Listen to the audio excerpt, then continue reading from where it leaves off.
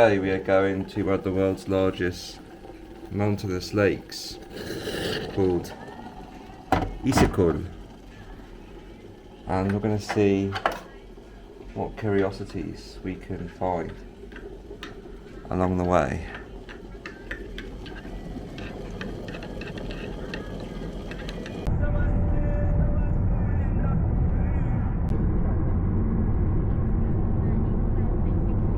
So we've made a comfort stop at a zoo on the Kyrgyz-Kazakh border. So literally just over there is Kazakhstan. And interestingly, all of our clocks have gone back on our phones. They've automatically changed, and that is because Kazakhstan is an hour behind somehow Kyrgyzstan. But let's go have a look at the zoo park and see what we can find.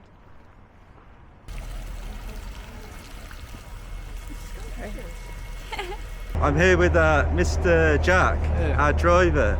He is also a professional Muay Thai boxer. So, sen Aydacılsın, sen Karacılsın. Good. He's a bodyguard and driver today. So he's just stopped off at Swan Lake. Atçıl, Atçıl. Zmeycil, 12 meme. Знак Marco. зодиака. Знак зодиака. Zodiac Singh. Okay. So these here are all meant to symbolise the signs of the zodiac. So I don't know, what is the boar? That's the wild boar. The wild boar. Uyman. Uy, Kayırda. Alcer'de. Men çocuko. Sen çocuksun. Marco. Right. So these are the Bactrian camels. So they were really key in opening up the Silk Road because they could travel distances that horses simply couldn't. Atta is dad. Yeah. Appa is mum. Atta, Appa. We've had to take a minor detour because there was rubble on the road.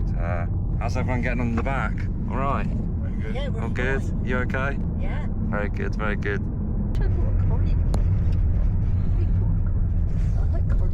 Right, so we are now in the ancient city of Balasagun. So this was one of the biggest cities on the Silk Road.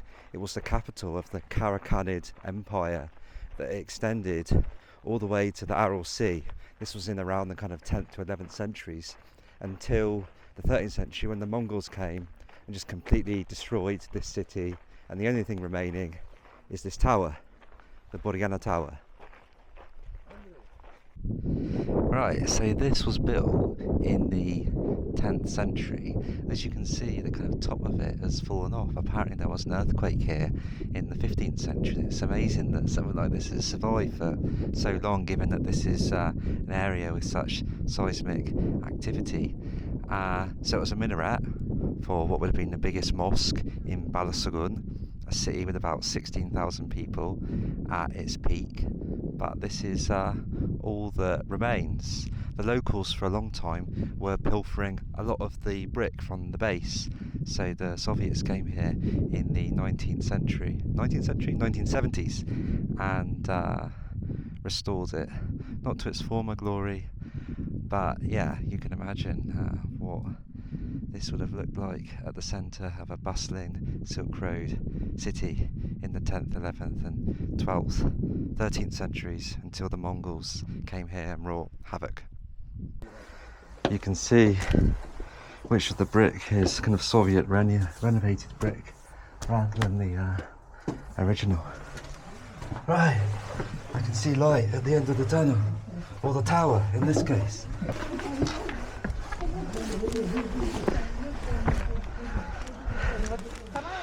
So you see we've got the Tian Shan Mountains there, just in the background. Oh, absolutely knackered. And the rest is just flat. Cornfields over there and an ancient burial site just in front of us that we'll have a look at in a minute. We're in the ancient cemetery, and it is filled with what are called balbal. So these are the tombstones that the Karakhanids used during burials, and usually they've got the person's face on them and something like a sword or a bowl or some type of object that the person would have wanted to take with them to the afterlife. So most of them are in this style, but you've also got a few Arabic headstones as well in here. Come over here quickly. So, see, some Muslims, given that Muslims tend not to like depictions of humans or animals, prefer to have these kind of Arabic tombstones instead. But most of them are in the style of the balbal. We are going to Çaykhana. Biz Kalpak Ceviz. Apamdın çayı называется. Marco. Right, let's go get some tea. Yeah. So this is how they're making the tea here, just in these coal burners, these big samovars.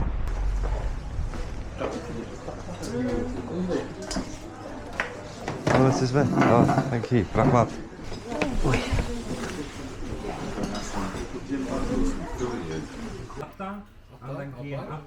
First father, then mother, and then Amen. So la última. Ayolun. And then Hossein. En içindeki. Kim içindeki You're the smallest. Small. Top çayları var. Yeah, I've got it. So the smallest always gets the tea the last. Okay.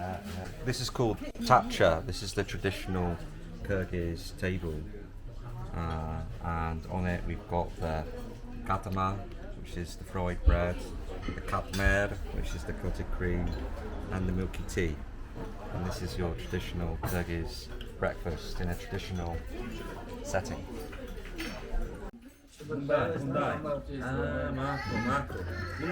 Very nice. Just learning about Kyrgyz toileting culture. Well, first things first, you have to eat with your right hand, no? The food, yeah, because you go to the toilet with your left hand. Usually here, they're doing both a water job and a paper job in terms of the cleaning. And then what they'll do, get all the air out, it's this side, here, yeah? Is you're going to pump all the air out at the at the end or at the start? Masala? Or akraba? So Machala, you're pummeling the air out while you're going, and you're just leant forward a bit.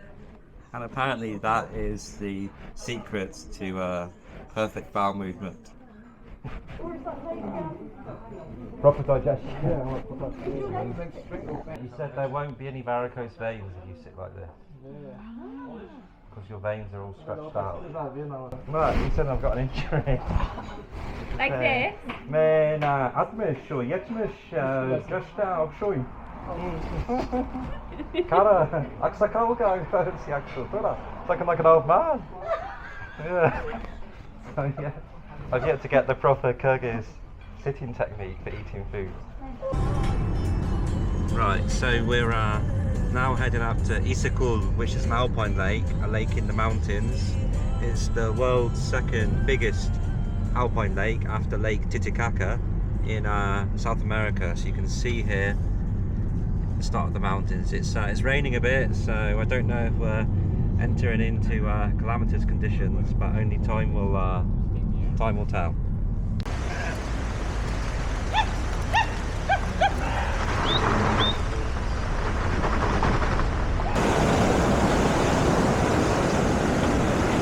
Right, so we've stopped off at a gorge, the Grigorievska Gorge, and we can see here the Kyrgyzstan flag flying. So what is in the middle of that flag is actually the top of a yurt, which is traditionally what the Kyrgyz people stayed in when they were nomads. And around the yurt you've got 40 sun rays, and that is to symbolise the 40 tribes that the Kyrgyz are comprised of. Kyrgyz, Kyrg in Kyrgyz is 40, so Kyrgyz is means the 40 tribes, and they were united by Manas, who is the kind of mythical King Arthur-like figure of Kyrgyzstan.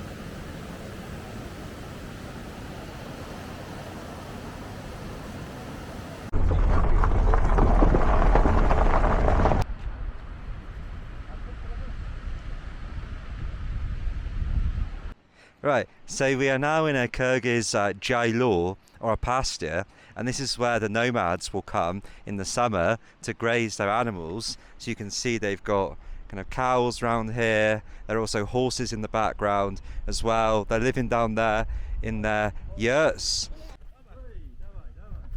You've got a family of nomads just camped out here, and they've got their cows, so they'll graze them for the summer.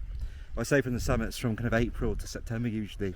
And then in about 20 days time, very much at the end of the season, they'll take their animals and their yurts and any of their other paraphernalia, and they move that to the towns. They'll stable their animals and they will winter there. So people still very much live in the nomadic lifestyle here in Kyrgyzstan in 2024.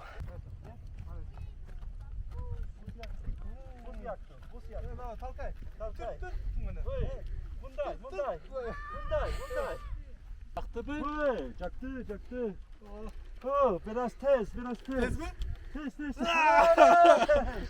Üzülük etmez mi?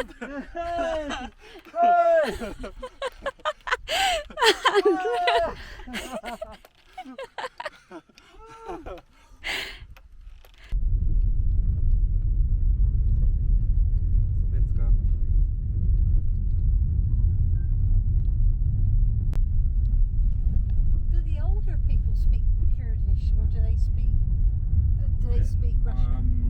Adette kara kişiler Kırgızca çok iyi Rusça sonuç. Kırgızca. They speak more Kyrgyz. Right. Yeah. This is an old Kyrgyz instrument. Yes.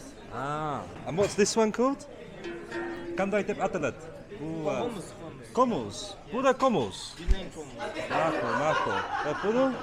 This is Dombra. Dombra. Kazakh Russian. Ah, this is Kazakh. Yes. All right. Nice. 2 strings. Oh, cool. Okay. All right. Composition Tango Bulu. Okay.